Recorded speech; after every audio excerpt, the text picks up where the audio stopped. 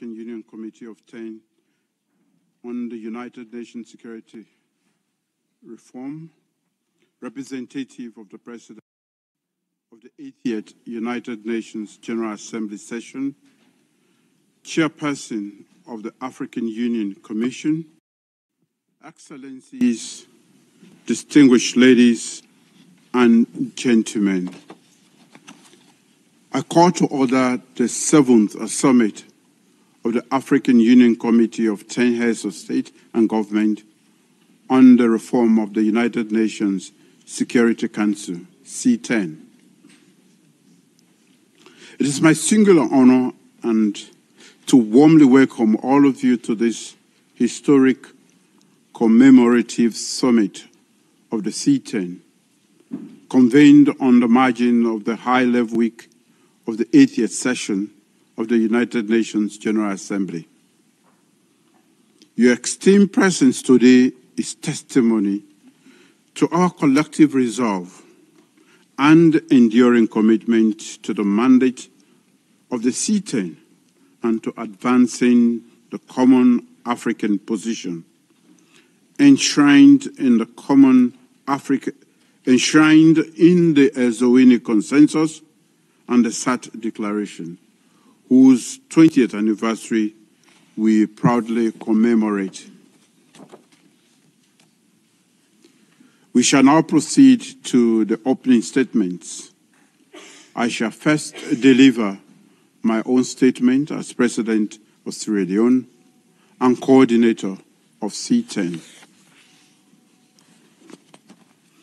Your Excellency, Chairperson of the African Union Assembly, Your Excellencies, Heads of State and Government of the African Union Committee of 10 on United Nations Security Council, representative of the President of the 80th United Nations General Assembly session, Chairperson of the African Union Commission, Excellencies, distinguished ladies and gentlemen, I'm honored to welcome you to the 7th summit of the African Union Committee of 10 on Security Council Reform, a gathering of great historical significance. We convene at a critical moment in our collective fight for justice and equity in global governance. This year marks 20 years since Africa's leaders adopted a common African position articulated in the landmark Ezowini Consensus and SAT Declaration of 2005. Then, Africa spoke with one voice, demanding no fewer than 2 permanent seats with all the rights and privileges of current permanent members, including the veto, and 2 additional non-permanent seats. This was not a plea for favor. It was and remains a demand for justice to correct a historical wrong. When the UN was founded in 1945, most of Africa had no voice. Today, Africa remains the only continent without permanent representation, despite African issues dominating the Council's agenda. This exclusion, a relic of bygone era, is a profound injustice. Decisions about Africa must no longer be taken without Africa. Excellencies, over the past 2 decades, guided by the Ezowini Consensus and SAT Declaration, the C-10 has been the custodian of Africa's demand. We have carried Africa's voice to every region, every forum, and every negotiation. Our greatest achievement has been our unity. Despite our diversity Africa has remained steadfastly aligned behind a single principled position. That unity is our strength. No reform can succeed without a united Africa. Through tireless advocacy, Africa has secured recognition of its case as both a priority and a special case. This recognition is firmly enshrined in UN outcome documents, including the 2024 Pact for the Future. The C-10 has built strong global partnerships. Today, Africa's inclusion is universally acknowledged as indispensable to any credible reform. Even the Permanent Five have in different ways publicly affirmed Africa's legitimate claim. Recently, the Freetown Retreat and Lusaka Ministerial Meeting produced the African Union Reform Model, a comprehensive, united, and actionable framework for structured dialogue in the intergovernmental negotiations. These accomplishments reflect Africa's resilience, solidarity, and determination. For 20 years, no African state has broken ranks. That unshakable unity has transformed Africa's once marginalized demand into a centerpiece of global reform debate. Excellencies, the hard truth is that our ultimate objective has not yet been achieved. 80 years after the establishment of the United Nations, the Security Council still operates under a structure that excludes Africa. This not only undermines the Council's credibility, but also challenges the universality of the UN as a whole. Today, therefore, I must restate Africa's clear and legitimate demand. To the permanent members, I reiterate that recognition should be accompanied by a genuine political willingness to take action. To member states involved in the intergovernmental negotiations, let us use the structured dialogue to build consensus on outcomes rather than recycle entrenched positions. To the wider United Nations membership, as the UN marks its 80th anniversary, let us not allow another milestone to pass with words alone. The Pact for the Future gives us the mandate. The Africa reform model adopted by C-10, rooted in Eswatini and SAT common African position, provides the blueprint for reform. The momentum is here. The time for action is now. Africa will continue to engage constructively. Let there be no doubt. Our demand is legitimate, non-negotiable, and just. Equal representation for Africa is not only an African imperative, it is a global necessity. It is essential for the credibility, effectiveness, and legitimacy of the United Nations in this century. As we commemorate 20 years of Eswatini and SAT, let history record that Africa stood together, firm and resolute to reclaim its rightful place. Let this generation of leaders be remembered for correcting an injustice that has been endured for far too long, and for ensuring that the Security Council reflects the current state of the world rather than how it was in 1945.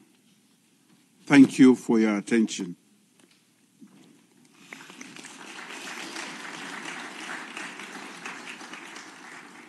I now have the pleasure to invite the representative of the President of the 80th session of the United Nations General Assembly to deliver a statement.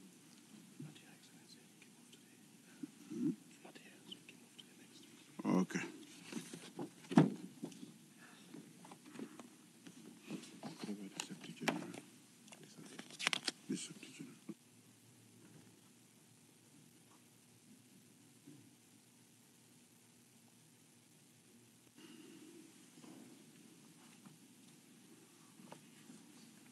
At this juncture, I now invite His Excellency Mahmoud Ali Yusuf, Chairperson of the African Union Commission, to deliver his remarks. Merci, Monsieur le Président. Excellence, Monsieur Julius Maada Bio, Président de la République du Sierra Leone et coordinateur du C-10. Excellence, Monsieur le Président Joao Lourenço, Président de la République de l'Angola et Président en exercice de l'Union africaine. Excellences, Mesdames et Messieurs les chefs d'État et de gouvernement membres du Comité des 10. Excellences, Mesdames et Messieurs. D'emblée, j'aimerais saluer les efforts de Son Excellence, Monsieur le Président Bio, pour le travail accompli et le leadership imprimé à la tête du Comité des 10. For the work made as head of the C-10, the virtual meeting that took place in July by the C-10 had adopted the proposed model by member states in terms of security. We are meeting today bearing in mind that we have gotten to a crossroads on this historic process. This year, indeed, is the 20th anniversary, referencing two documents that reflect the common endeavor, the Ezewini Consensus Declaration. In those documents, we together design and define and mention our view on the future of this continent with the enlarged Security Council and 5 non-permanent membership. This is based on a strong conviction that United Nations must reflect today's realities, not 1945 realities. Since the establishment of the United Nations, Africa has transformed from a collection of colonized and trusteeship territories into a continent of 55 sovereign nations, home to 1.4 billion people, more than a quarter of the General Assembly's membership. Africa hosts the highest number of UN-mandated missions, contributes to the largest contingents to UN peace operations, and bears the social and economic cost of conflict more than any other region. By 2050, Africa's young people will represent a third of the global workforce. Yet Africa remains the only region without a single permanent seat on the Security Council. This imbalance is no longer acceptable. The Ezewini Consensus and the Sirte Declaration remain the cornerstone of the African common position. They are built on fairness, legitimacy, and justice. They also reflect the objectives of our Constitutive Act and Agenda 2063 to ensure Africa's rightful place in global decision-making and to defend African common positions on all matters of concern to our peoples. We take note that many world leaders, the UN Secretary General in our common agenda, and even the 2024 Summit of the Future have recognized the need for the Security Council to be reformed. We acknowledge support from the Caribbean and the G77 plus China. Yet, despite this rhetorical support, Africa's legitimate demands, including full veto rights, remain unmet. Progress has been painfully slow. Your Excellencies, 2025, the 80th anniversary of the United Nations, must be a turning point. The African Union, through the C-10, calls on the General Assembly to act decisively. The reform of the Security Council is not a matter of convenience, but of necessity, essential for the credibility of multilateralism itself. On this landmark occasion, we therefore issue a call to all UN member states, and especially the permanent members of the Security Council, to engage earnestly in the reform negotiations and to honor the African common position. Correcting this historic injustice is indispensable to the legitimacy and effectiveness of the United Nations in the 21st century. In conclusion, I wish to invite Your Excellencies to enrich our deliberations today so that this 7th summit becomes a milestone in our common struggle. Let us reaffirm with one voice that Africa will no longer wait on the margins of history. I thank you.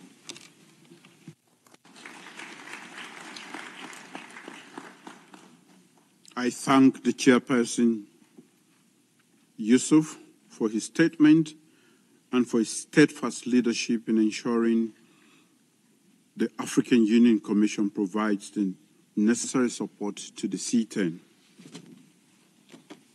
Excellencies, distinguished ladies and gentlemen, it is my great pleasure to invite His Excellency João Manuel González Lorenzo, my brother, President of Angola and Chairperson of the African Union, to deliver the keynote address on the theme commemoration of the 20th anniversary of the Ezowini Consensus and the SAT Declaration, 2 decades of the common African position, redressing historical injustice, advancing equity and inclusivity in the UN Security Council.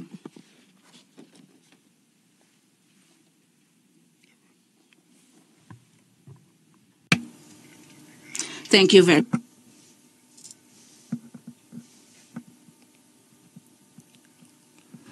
Monsieur le Président Julius Mabao, Président de la République de Sierra Leone. Forma do Conselho de Segurança da Excelência, chefe de Estado e de Governo do C10, Excelência Mahmoud Ali Yusuf, Presidente da Comissão da União Africana, minhas senhoras, meus senhores. Na qualidade de Presidente da República de Angola e na de Presidente em exercício da President of the Chairman of the African Union, we commemorate another anniversary of the Ezowini Consensus and the third declaration with this committee of the African Union on the reform of the UN Security Council. The Organization of the United Nations was born for a more just society based on the mutual respect among peoples at a time when the African countries had not achieved their independence and their space as sovereign countries among the international community. 20 years ago, in Ezowini and Sirte in Africa, Africa expressed their voice, launching a clear message based on irrefutable principle of justice and world coordination by adopting the Essolini Consensus in March of 2005 and the C-10 Declaration in July of the same year. Our continent showed to the world its willingness to end the situation of a victim to be part of the United Nations. However, after all these years, almost nothing was done to respond to the demands of the peoples of Africa, the African continent that represents more than 1.2 billion people, that occupies almost 1/3 of the seats in the General Assembly, has been excluded by the major decisions in the Council, the Security Council of the United Nations. There are intergovernmental negotiations that are being too slow, and many times there's stop due to divisions on the negotiations, and that can harm the dynamics of the process for peace. But our unity continues firm and unbreakable. These two documents, Essolini and C-10, express the willing of the African peoples to achieve that goal. Based on these two documents and through this body here convened, the Security Council of the United Nations should have at least 2 permanent seats for Africa, with all rights and prerogatives, including the right of veto, as long as it exists, and 5 non-permanent seats, additional ones for the African states to ensure a just and equitative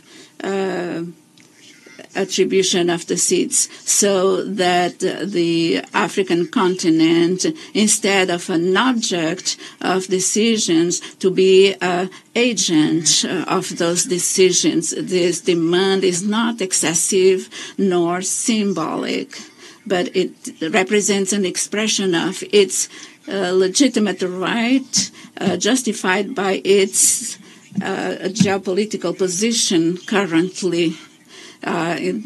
Taking into account its demographic weight and the fact that Africa is the continent that is more often the object of the Security Council, but at the same time the least represented. We consider that one Security Council that treats Africa in a non-equal way, we demand that we have a more active and strong voice for the safety, security, and development. Equidade e desenvolvimento sustentável. Confrontados com os desafios globais atuais, oferece-nos um quadro propício para reforçar a unidade e a solidariedade continental, apoiando-nos em posições comuns, como as que celebramos hoje, mas também para defender princípios essenciais como a soberania dos Estados, a não ingerência e o direito ao desenvolvimento, que nos são caros e que garantem a inclusão equilibrada de África na governação global.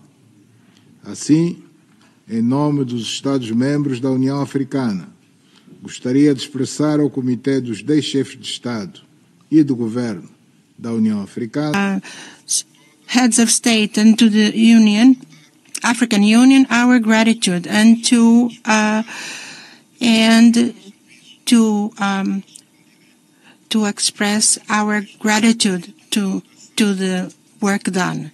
In a political context that had difficulty into translating in governmental structure, the efforts are more vital than ever because they materialize a diplomacy pan-African determined, cohesive, and valuing the collective from someone who's always willing to be part of the table where all the great issues of the humankind are decided.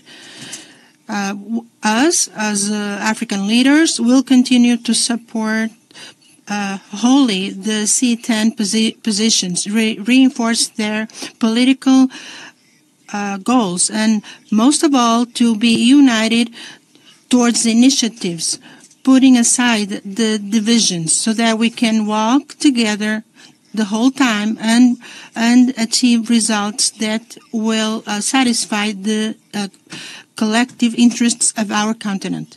Excellencies, we are here today not only to celebrate a date, but also to transform this occasion on in a moment of reflection, to be clear and to achieve goals. 20 years later, we have to question the reasons why Africa's voice continues to be marginalized in the great world decisions, and why our legitimate claims are taken or received with indifference, even with lack of consideration. Before that, it's imperative that our position will be strengthened, gain impact and sovereignty. And we underline or underscore the relevance of these diplomatic instruments that we have to continue defending firmly in all international forums, reaffirming our fundamental demands. Africa is the cradle of humanity. We have millennial cultures, the land where the most old civilizations of the world were born. It's also a youth continent where almost half of our population is less than 20 years of age.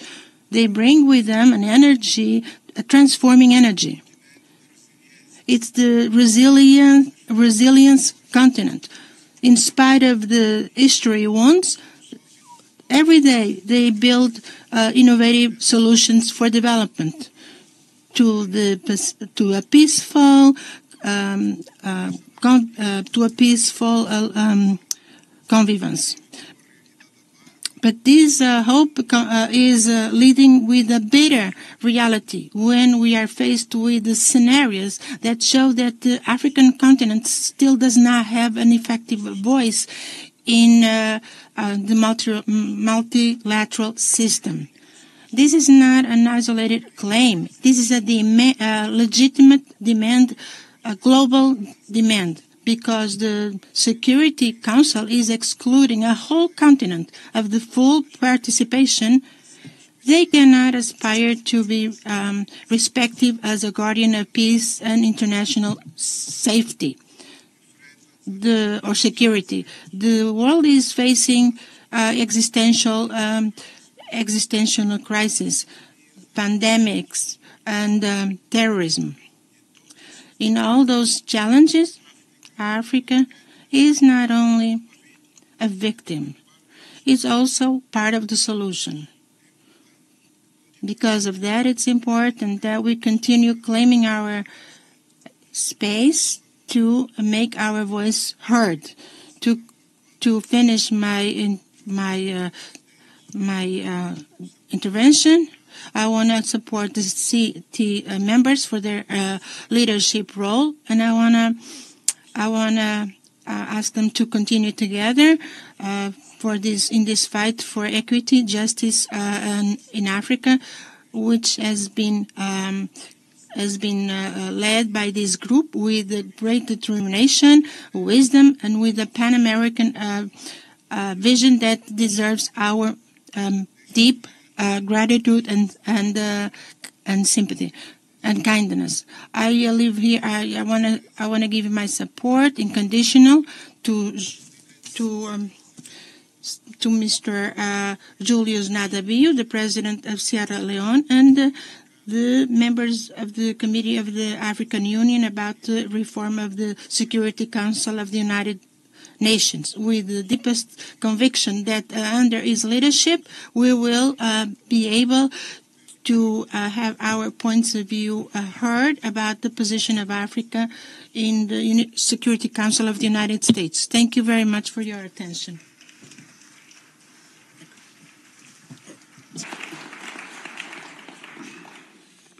I thank أشكر الرئيس لورينسو على الكلمة العظيمة التي unity and resolve. أشكر السيد لورينسو على كلمته العظيمة المنيرة، وسنستمع الآن إلى رؤساء of Sua Excelência William Ruto. Tenha a palavra, por favor. E eu, presidente do C-10, Vossas Excelências, chefes de governo, presidente da União Africana, senhoras e senhores, eu quero começar, quero louvar o presidente Bio pela sua liderança dedicada e o seu empenho inquebrantável com a voz da África na agenda do Conselho de Segurança das Nações Unidas. Também quero cujos esforços fortaleceram a posição africana no centro da discussão global. Excelências, Luini Consensus and the Sirte Declaration, milestones that establish the common African position on Security Council reform, alongside the 80th anniversary of the United Nations. We are called to reflect on our long and determined journey towards a just, democratic, representative, and effective international order. I urge us to move forward with clarity and purpose on three urgent priorities. Number one, we must amplify Africa's voice in every forum, carrying this agenda into bilateral, regional, multilateral engagements so that Africa's message can resonate in every space that we find. Secondly, as the world questions whether the United Nations remains fit for purpose, and I think there is a very big debate about it, we must insist that Africa's continued exclusion is unacceptable and indefensible. At 80, the UN's credibility will be judged by whether it finally recognizes and delivers justice and representation for the 1.4 billion people of the African continent. And third, we must stand united in defending the common African position. To deviate from or dilute it would betray the trust of the very people that elected us. Unity is our greatest strength, and in one voice we must uphold this position with unwavering clarity. Excellencies, Africa carries a disproportionate share of the Security Council's agenda and is among the largest contributors of the UN peacekeeping. Yet we remain the only continent without permanent representation. This historic injustice must come to an end sooner rather than later. Beyond asserting our right, we must be clear about what we seek and how to achieve it. Securing Africa's rightful seats is our common demand. But we must also be prepared to shoulder the responsibilities that come with permanent membership, including how we will choose our representatives. This is a delicate and complex undertaking, but also an opportunity to show Africa's maturity, cohesion, and a vision for an effective international order. We must therefore begin this essential conversation as of immediate.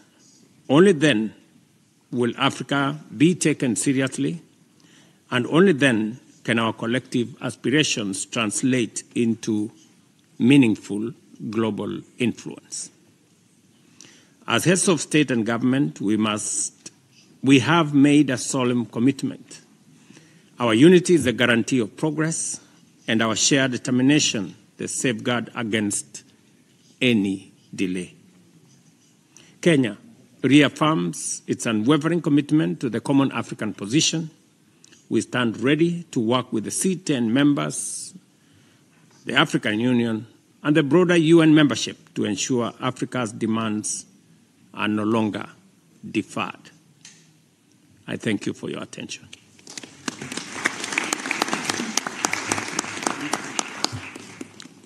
I thank President Ruto for his intervention. And I invite Her Excellency Netumbo Nandi Daiwa, President of Namibia.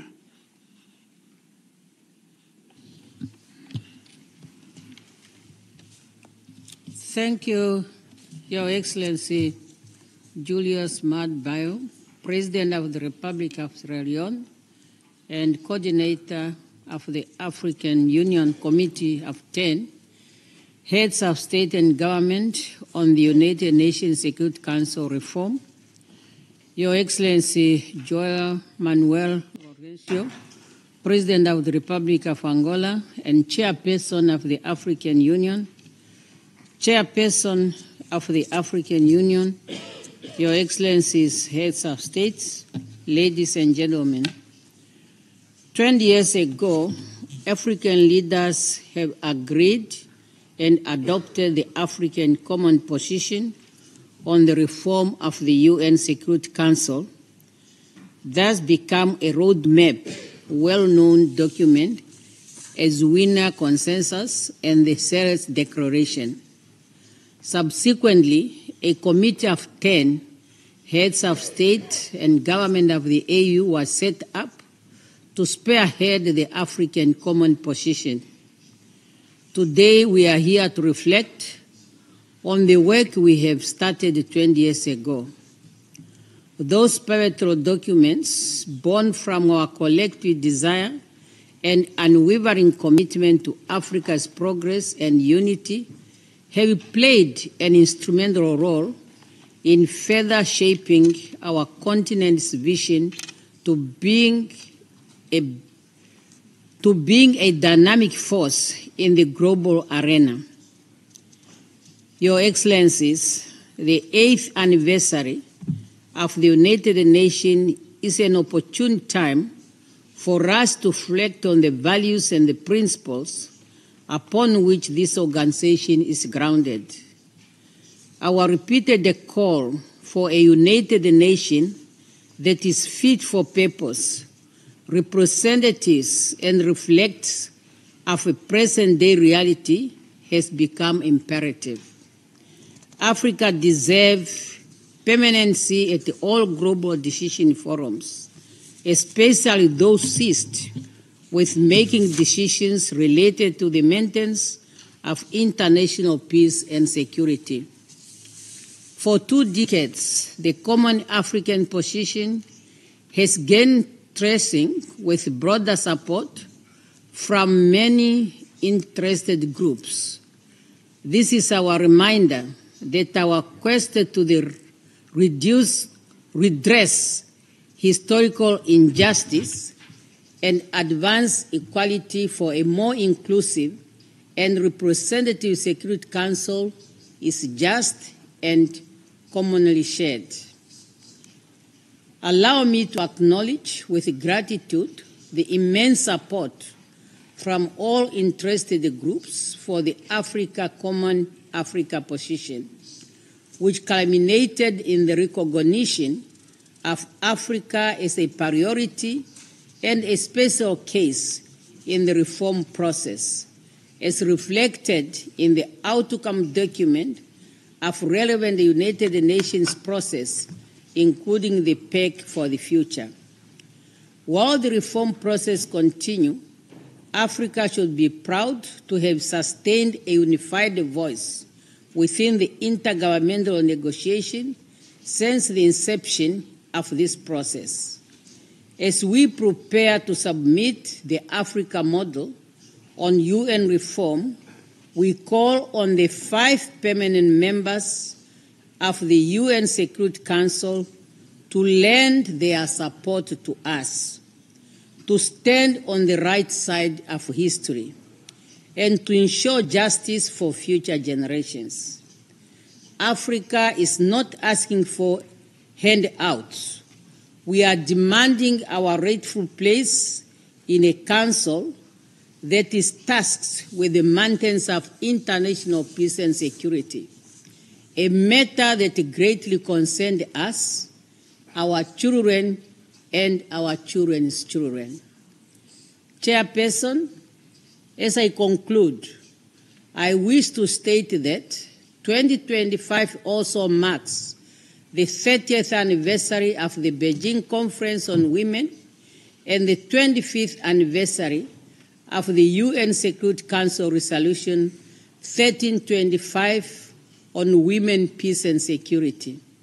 Therefore, as Africa strives for equal representation in the world's premier peace and security body, we must also ensure that African women and women from other parts of the world are equally participating in important peace and security decision-making platform at the national, sub-regional, continental, and international level.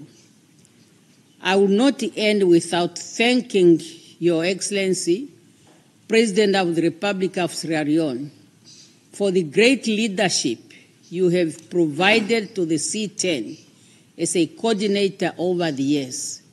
Your leadership is highly commendable and is bearing fruits for Africa. I thank you.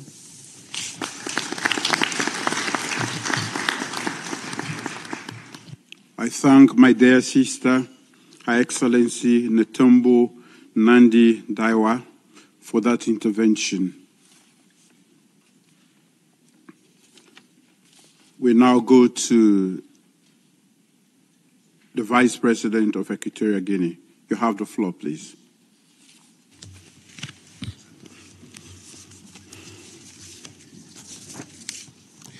Muchas gracias.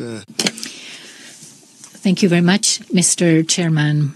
Mr. Chairman, I take the floor on behalf and in representation of His Excellency Obiang Sogo, President of the Equatorial Guinea, to express our acknowledgement of your in your position as the coordinator of the C-10, your leadership, your strong commitment defending the common African position within the reforms of the Security Council. Would like to thank you for the initiative of gathering this summit during the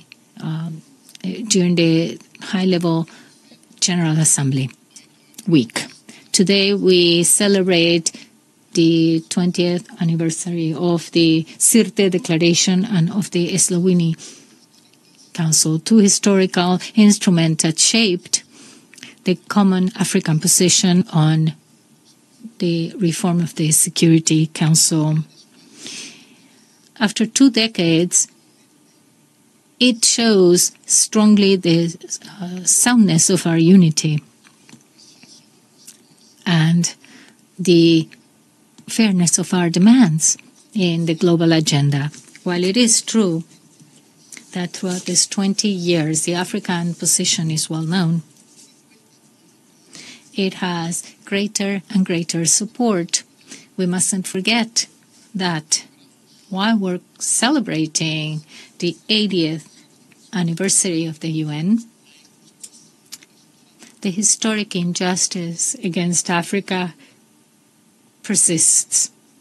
It is important to point that out because while we reiterate the values defended in the Charter of the UN, the African continent, with its geopolitical importance, its population, and contributions to peace and security, continue to be excluded from permanent membership in the Security Council. So it is not well represented as a non-permanent member. This undermines the legitimacy and credibility and efficiency of the UN. Mr. Chairman, the 80th anniversary of the UN is a critical crossroad to promote the international commitment in view of the Compact for the Future, which says that Africa must be recognized as a special case and as a priority in the process of the reform of the Security Council. It is essential for us to now present and defend the AU model on the reforms of the Council while we have intergovernmental negotiations. We must promote this reform process. It is necessary. We don't need to reiterate our position. The future of the UN depends on its capacity to transform and respond to current reality. A Security Council that continues to exclude the African continent cannot speak with moral authority in today's world. The African Union's model on the Security Council reform is the only model that guarantees equity, corrects the exclusion, strengthens the legitimacy of the Security Council. Just to conclude, I would like to briefly point out that if we continue, if the reform continues on these endless debates about whether Africa deserves or not its place as a permanent member on adequate and an inadequate representation as non-permanent, then the process runs the risk of losing its credibility and purpose. How many more declarations, pacts, results must we have repeating what we've known for so long? Africans' exclusion constitutes an injustice. Before taking concrete steps, how many more intergovernmental negotiations must we have? We cannot reach 100 years of these organizations and celebrate that if this injustice persists. Our voice must be high and clear. We cannot continue to accept to have these perpetual debates that end up in just no tangible recognition. Thank you very much. I thank the Vice President for his intervention. I now give the floor to the Vice President of Uganda. You have the floor, please. Your Excellency Manuel Lorenzo, President of Angola and Chair of the African Union, Your Excellency Mada Bio, President of Sierra Leone and Coordinator of the C-10 and also Chair of this session, Excellencies, Heads of State and Government, the Chairperson of the African Union, distinguished delegates, ladies and gentlemen. I thank Your Excellency Dr. Julius Maada Bio, President of the Republic of Sierra Leone, for convening this 7th summit of the Committee of 10 African Union Heads of State and Government on the reform of the United Nations Security Council at this important time when we mark the 80th anniversary of the United Nations. I also express deep appreciation to Your Excellency Maada Bio as the coordinator of the C-10 and the entire leadership of the government of the Republic of Sierra Leone for the unwavering commitment to advancing the common African position on the reform of the United Nations Security Council since its adoption in 2005 and for keeping Africa solidly united. There is no doubt that the C-10 has made significant progress in promoting, advocating, and canvassing for the support of the common African position through diplomatic engagements with several relevant stakeholders and interest groups within the intergovernmental negotiation frameworks and other multilateral levels. Uganda remains committed to the mandate given to us by the African Union to promote, advocate, and canvass for support of the common African position on the reform of the United Nations Security Council as stipulated in a Eswatini Consensus and the SATE Declaration. We now need to move the process forward to achieve tangible results.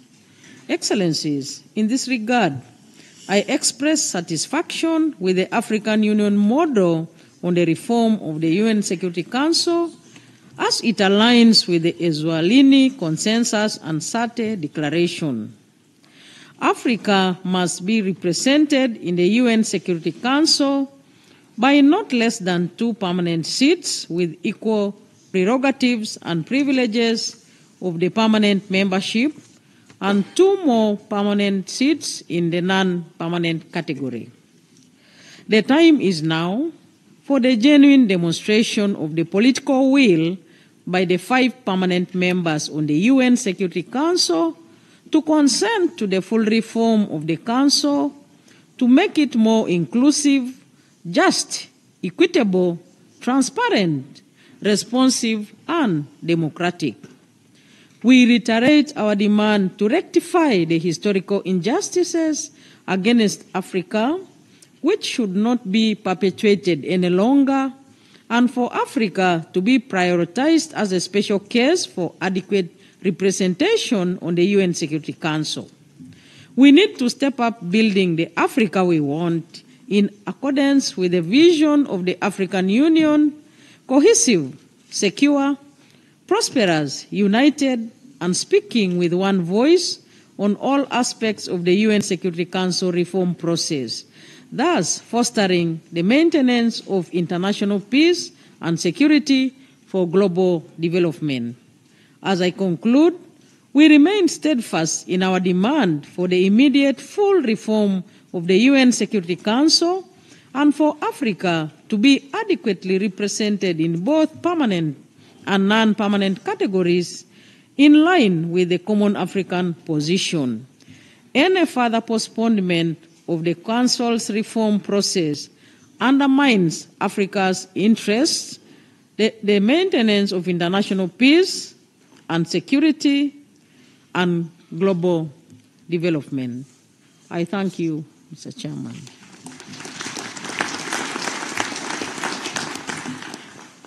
I thank the Vice President for her intervention and now invite the Foreign Minister of Algeria. You have the floor, please.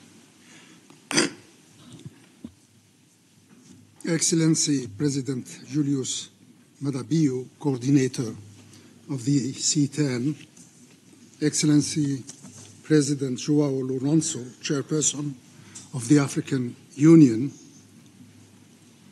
Excellency the Chairperson of the African Union Commission, Ministers, Ambassadors, and distinguished delegates, as we mark the 20th anniversary of the Eswatini Consensus and the third declaration, we stand together to take stock of 2 decades of tireless efforts by Africa to correct a long-standing historical injustice while reflecting on the path forward with a renewed determination and a clearer vision.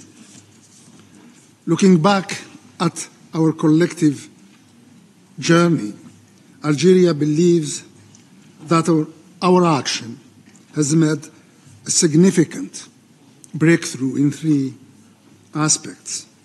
First, Africa has succeeded in broadening the base of support for its common position. Today, our common position enjoys growing support among UN member states and interest groups. We take this as a token of recognition of both the legitimacy and the relevance of Africa's demands as articulated in the Esselunini Consensus. Second, Africa has also succeeded in fostering a global understanding of the particularity of its case. The reason being, on one hand, that our position embodies the collective will of the 55 member states of the African Union, and on the other hand, that it aims first and foremost to correct the historical injustice inflicted upon our continent. Third, and perhaps more crucially and decisively, Africa has proven to the world that it is ready to contribute its fair share to the collective security system with commitment, resolution, and dedication. Through the A3 mechanism, Africa has demonstrated that it harbors no ambitions other than to make a selfless contribution to enable the Security Council to fully assume its responsibility for the maintenance of international peace and security. While these successes are significant, the road to fulfilling our mandate remains long and fraught with challenges. The collective security system is going through an ever-deepening crisis. Its main tool, the UN Security Council, is in a state of almost complete paralysis. And more concerns are being voiced regarding this situation, and more appeals are being made to overcome this stalemate and to prevent it from deteriorating further and getting out of control. In view of this situation, our commitments are twofold. At the internal level, we must safeguard the unity that has been our greatest strength and most valuable asset. We have all seen how this paid off with the African Union becoming a full member of the G20. We should therefore give due consideration to the compelling need to put our house in order by getting all African countries recommit and re-engage under the umbrella of the African common position. At the external level, our committees ought to remain fully engaged in the intergovernmental negotiations process, IGM. Our roadmap should include engagements with all stakeholders to build on the progress achieved so far with the ultimate goal of garnering the widest possible understanding and support for Africa's legitimate aspirations and fair objectives. We are indeed duty-bound to remain faithful to our common position because it is sound, because it is fair, and because it is fully responsive to our collective concerns and interests. This is, in our view, the only way forward to ensure that our collective voice paves the way toward promoting a healthier, multilateral system grounded on the rules, principles, and ideals enshrined in the UN Charter. I thank you all.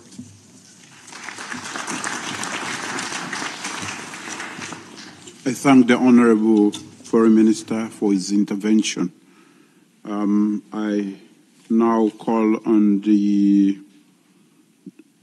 Honorable Foreign Minister of Congo to take the floor. You have the floor, please. Merci, Excellence. Thank you, Your Excellency, President of the Republic of Sierra Leone. Your Excellency, Lorenzo, President of the Republic of Angola and current chair of the African Union, the chairperson of the Commission, ladies and gentlemen, dear friends, I'm speaking on behalf of His Excellency President Denis Sassou Nguesso, who mandated me to represent him here. Before I go forth, I would like to commend your personal commitment in the untiring promotion of the interests of our continent. This commitment is further strengthened today through this meeting at a time when Africa is taking up resolutely the challenge of being involved in global governance so as to assume its full responsibility in the Committee of Nations.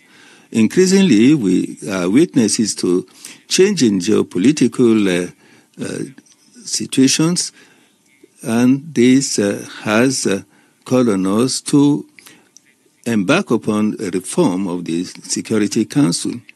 We can also bear witness of the fact that the Security Council has found it very difficult to resolve some crucial and urgent security issues in an equitable way.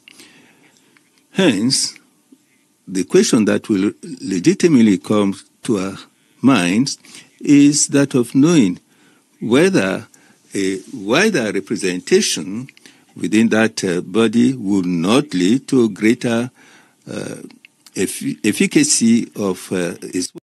And it is our conviction that an expansion that takes into consideration the size and the role of Africa in this context, taking into consideration the representation of the continent in this body will be most adequate.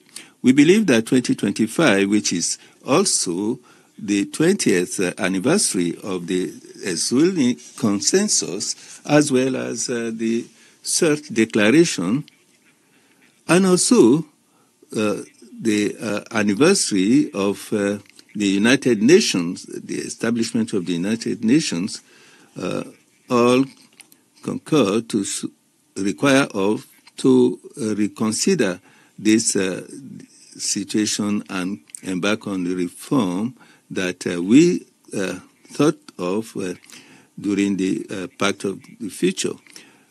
It is necessary to reform the Security Council, and this has been more evident in the current geopolitical situation. And in this debate, Africa has always sought to promote greater dialogue, expanding it to different interest groups and stakeholders, and this is why we also have relations with the 5 permanent members. And we do hope that in the context of this celebration of the 20th anniversary, we will be able to re-energize the multilateralism, particularly for the benefit of Africa in this context where the greater part of issues dealt by the Security Council concern Africa. Thank you for your attention. Monsieur le Ministre. Thank you, Honorable Minister, for your statement. Call on the Foreign Minister of Zambia to take the floor.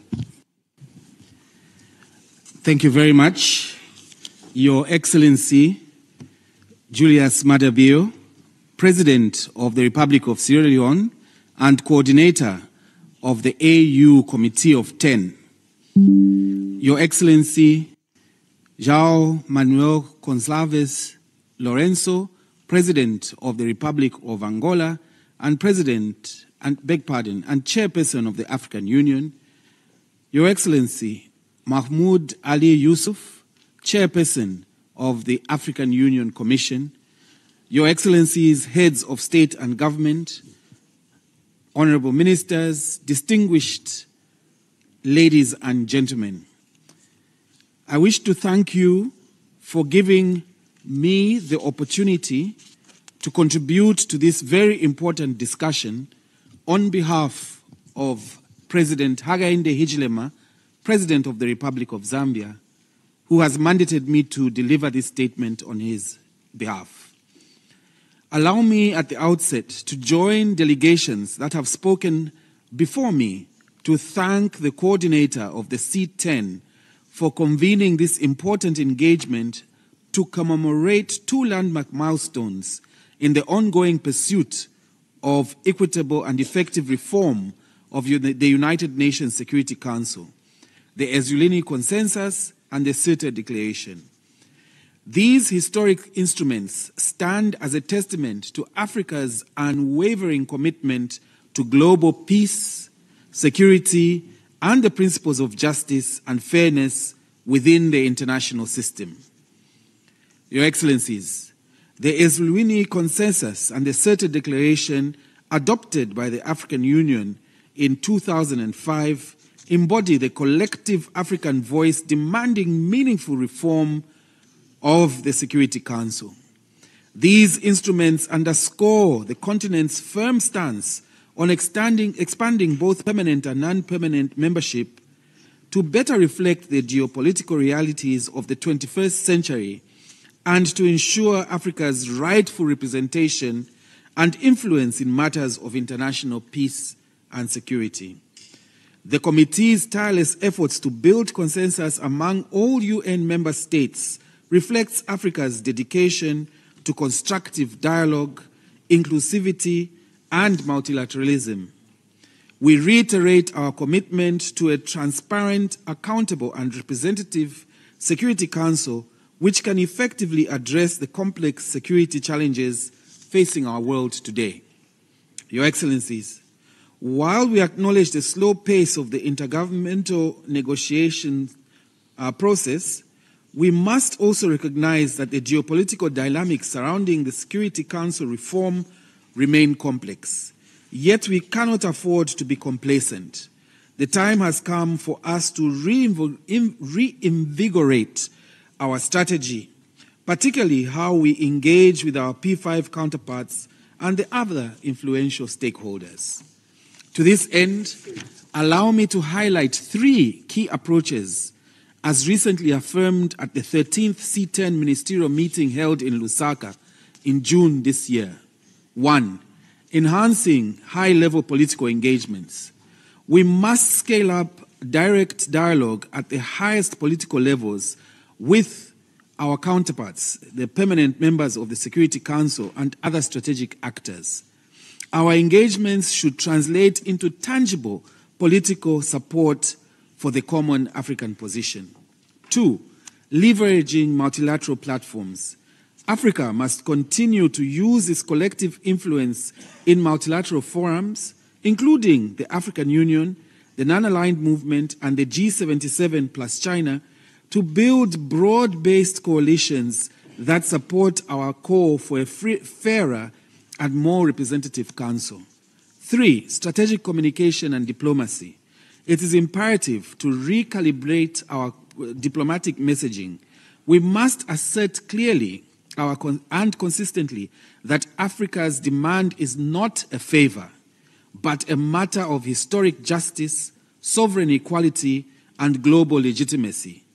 Africa's 54 member states represent more than a quarter of the UN membership. yet remain without permanent representation. This status quo is neither tenable nor justifiable. Your Excellencies, as we commemorate this 20th anniversary, let us renew our unity of purpose and sense of urgency. The Ezuluni Consensus remains our guiding framework. Let us guard it jealously, promote it proactively, and implement it strategically. We owe it to the generations before us and the future of Africa to ensure that Africa is not just present at the table of global governance, but is a permanent, influential voice in shaping the decisions that affect our continent and the world at large. Your Excellencies, I thank you.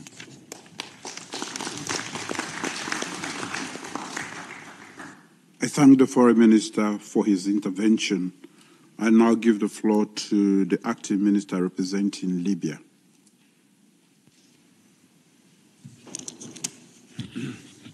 Bismillah ar-Rahman ar-Rahim. In the name of God, Dr. Julio Mayo Bio, President of the Republic of Sierra Leone and the coordinator of the Committee of the 10th, Your Excellency,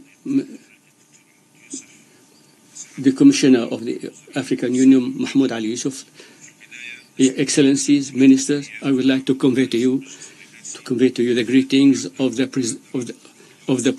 Presidential Committee in our country. He could not come today. I would like to submit to you on behalf of Libya our thanks and appreciation for this invitation to coordinate the work of the Committee of 10, which comes at a historical moment where we celebrate 2 decades through Isolini consensus and CERT declaration. We would like to renew our will towards a better that is more effective, more just in the whole world. Mr. President, this is not a crossing station, but this is one of long series of activities and meetings that have been held for 20 years in different African capitals. This reflects our commitment and our political will in order to get our legitimate rights in our inside the Security Council. This was the result of our common struggle, which resulted to certain agreements,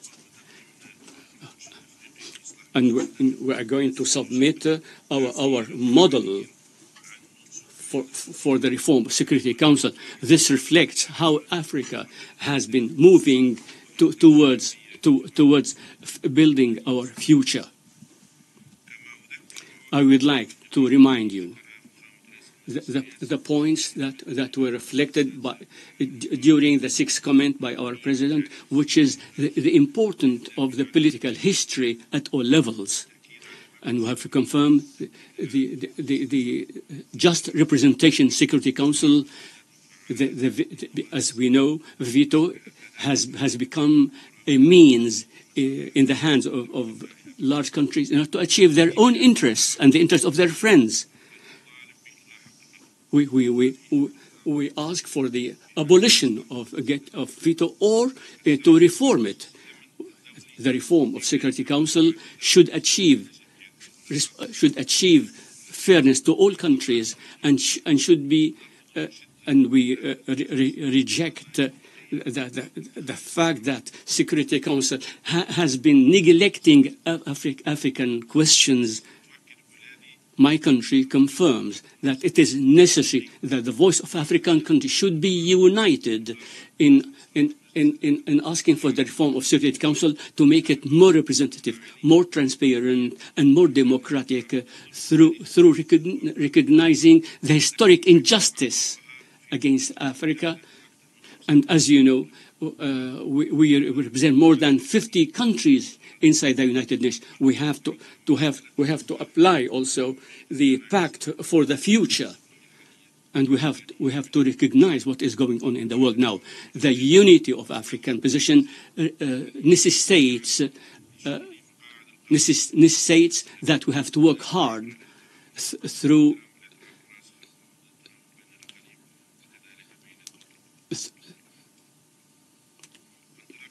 out of this position. My country, on this occasion, ask you to be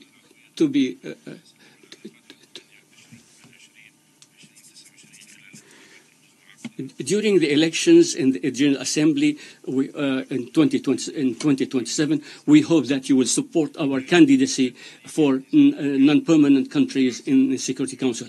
We confirm our African position, and we are going to consecrate all our means to achieve our objectives. And we have to speak in one voice so that we can achieve the desired objective, and our people can take the right place in the field of decision making. I thank you very much.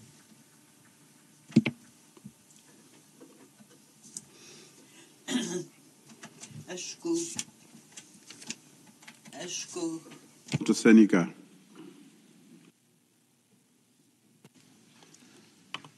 Merci beaucoup, Monsieur le Président. Thank you, Chair.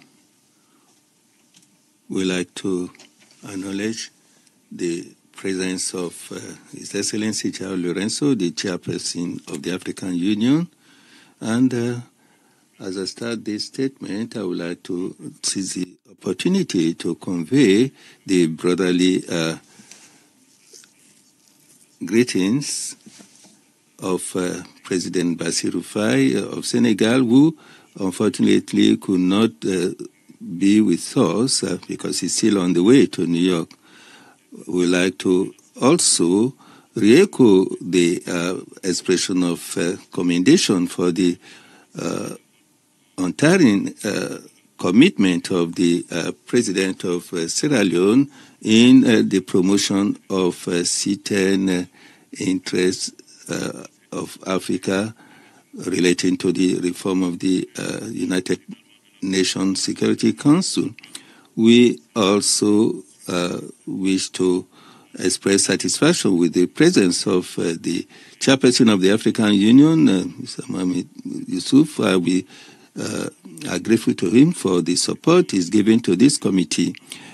Your Excellencies, ladies and gentlemen, at this juncture where multilateralism is being challenged, we are happy to be able to meet here for the 20th anniversary of our common position document, as well as the celebration of the 80th anniversary of the United Nations. This happens at a time when the United Nations is confronted with many challenges, including the delays in the implementation of the 2030 agenda, and thus having impact on the ability of the continent to take up challenges to resolve issues relating to peace and security. Notwithstanding the efforts deployed by the Secretary General to ensure that the various organs are able to carry out their function adequately, there is also some other urgent needs that have emerged, which have to do with greater justice, representativeness, and allocation of commitment or sharing of duty on the continent. Because 80 years after it was created, the Security Council is still a unique organ, which is such that a small portion of the membership of the organization are monopolizing the power as against the majority of the members. The Eswini Declaration and the CERT Declaration are statements that come in a timely manner to repair this injustice that is done to Africa, where our countries are still deprived of the access to international sovereignty. As a matter of fact, we commend leaders for the effort that has been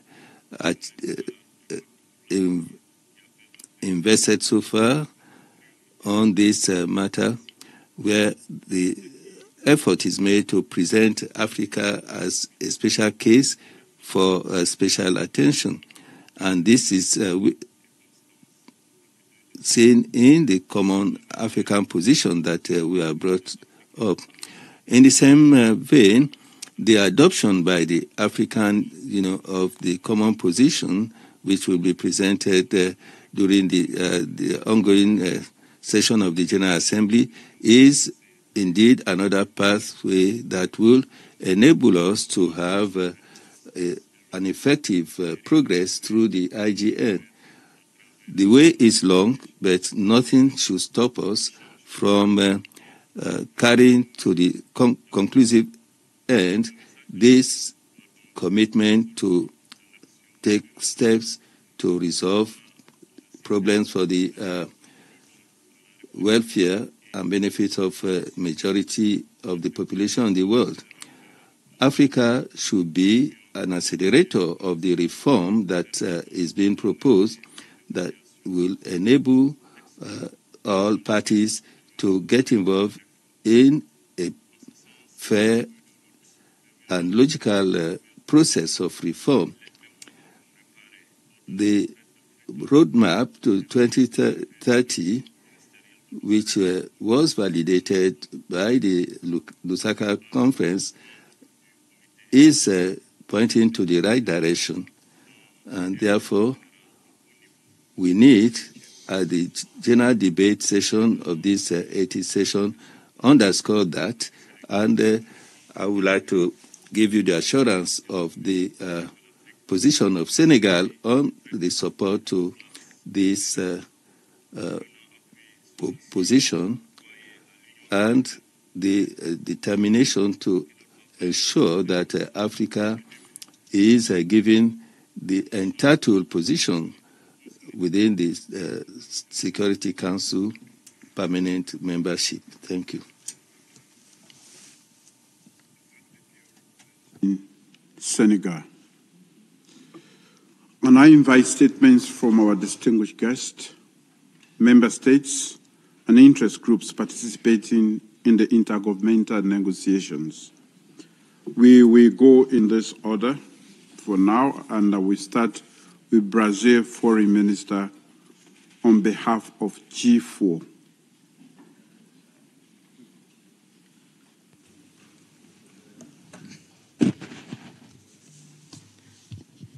His Excellency Dr. Julius Maada Bio, President of the Republic of Sierra Leone and Coordinator of the African Union Committee of C-10.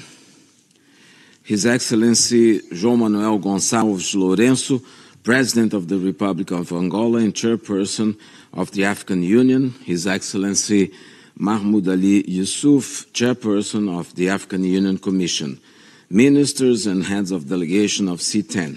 Excellencies, I thank President Julius Maada Bio of the Republic of Sierra Leone, as well as other leaders from C-10 states, for inviting the G4 to attend this meeting. It's an honor for Brazil to speak on behalf of the G4 countries. As we mark the 20th anniversary of the Eswini Consensus, alongside with the CERT Declaration, we celebrate a valuable contribution of African diplomacy to the global debate on the Security Council reform. The consensus remains the most authoritative and unified expression of Africa's legitimate demand to address historical injustice through greater representation in both categories of the United Nations Security Council membership. It calls for the correction of historical injustices that have left the continent without permanent membership in the Council. Mr. President, we are living in unprecedented times. The 80th anniversary of the United Nations is marked by relentless challenges which risk pushing the world into an unpredictable spiral. The survival of multilateralism is now at stake. It is precisely in the face of these challenges that a representative, legitimate, and effective United Nations with a fully functional and responsive Security Council is needed the most. And yet, there are some who still hesitate, falter, and lay idle instead of moving for urgent action on reform. We all know this is not an option, it's a necessity.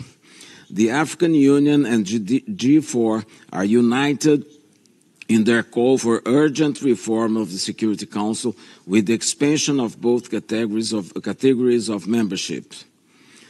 The world leaders recognized at the Summit of the Future the importance of improving the representation of the underrepresented or unrepresented regions and groups, such as Africa, South Pacific, and Latin American and the Caribbean. Adequate representation of countries from these regions and groups on the Council is essential for making it more representative, more legitimate, and more effective, capable of fulfilling its role under the UN Charter. It is evident that G4 firmly supports the case of Africa. Mr. President, the G4 model proposes that the Security Council's membership increase from the current 15 to 25 or 26 by adding 6 permanent and 4 or 5 non-permanent members. Among the 6 new permanent members, 2 are proposed to be from each of African states and Asia-Pacific states, 1 from Latin America and Caribbean states, and 1 from Western European and other states. On rights and prerogatives associated with permanent membership, such as the veto, G4 takes the position that new permanent members should, in principle, bear the same responsibilities and obligations as the current ones. Mr. President, the time has come to voice the convergence which is also shared by a clear majority of member states. Let us take the 80th session of the General Assembly as a historical opportunity for change. Let us work together to translate years of discussion into concrete, result-oriented, text-based negotiations with clearly